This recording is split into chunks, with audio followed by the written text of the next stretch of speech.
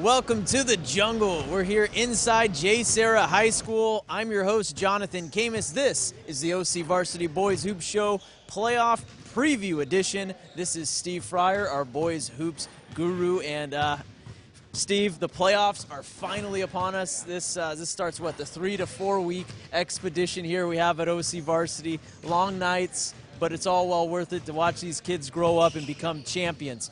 You can't talk about the playoffs, Steve, without talking about the big boys in Division I-AA, and Mater Dei is leading the way. Yeah, they're a top seed in this division. It's interesting, they're top seed in this division, but you look at the state rankings, Jonathan. Mater Dei's number 2 and Long Beach Poly's number 1. Long Beach Poly seeded second, but this division's loaded with so many really good teams. We got Etiwanda in this division as well, a 1AA. You know, a school that's kind of intriguing to look at here is Foothill, which is in 1AA.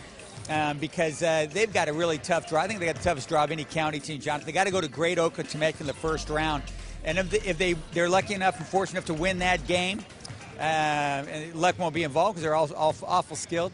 But if they go on to the second round, maybe Etiwanda might be a game at Etiwanda, which would be a ridiculous second round game. And also kind of looking ahead, if both these county teams win, we could have Mission Viejo at Orange Lutheran as a second round game too, and that would be a lot of fun. Yeah, I would love to cover that game, and I probably will be at that game. We're here at JSerra, like I said, Steve, and they are in Division 4A. 4AA. I'm getting my A's and AA's mixed up. And there are some teams in there that are absolutely no joke. Yeah, it's a monstrous division. If 1AA is the best division, Jonathan, 4AA is the second best, maybe even the best in some regards. Tons of great teams in it. You got Price of LA in it. You got a couple state-ranked teams. Who win like all the time, yeah, Price. Windward of Los Angeles is in this division. Laverne Lutheran is in this division. You got Bishop Montgomery, number 3 in the state in this division. And a lot of private schools in this division, I'm hearing. It is. It's some of the most elite private school basketball companies that we have in Southern California.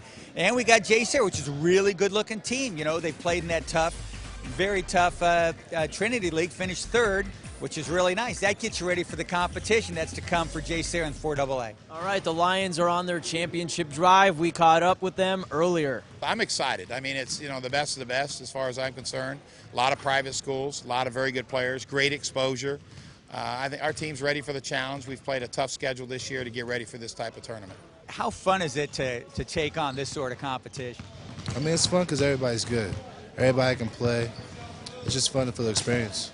The Trinity League has gotten a lot better, I think, this year compared to last year. And our section is very difficult and a lot of competition. So I think that's helped us overcome adversity and face adversity. And I think that going through that will help us grow stronger as a team and come together more during the playoffs. All right, thanks to the Lions for joining us. Now, Steve, 30 at-large teams made the playoffs this year. My question is that 30 too many? Hey, John, that's just 30 Orange County at-large teams. You know, you can automatically qualify for the playoffs. You basically finish the top half of your standings.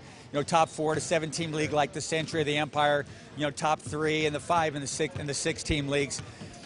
So there's a lot of teams that didn't finish high enough to automatically qualify, and they put in an at-large petition.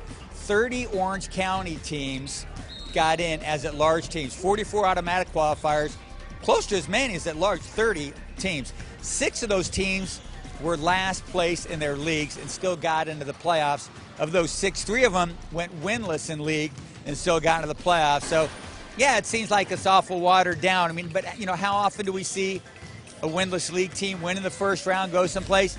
Hardly at all. You know, if it happened pretty frequently, I'd say, yeah, let's go ahead and bring them all in, but it really seems watered down. And my gosh, some of the divisions, you know, almost half of them are at-large teams. It seems ridiculous. Yeah, the cream of the crop usually always rises, especially in boys basketball. Thanks to Steve Fryer, this has been your boys basketball preview playoff edition. I'm Jonathan Khamis, and thank you for watching.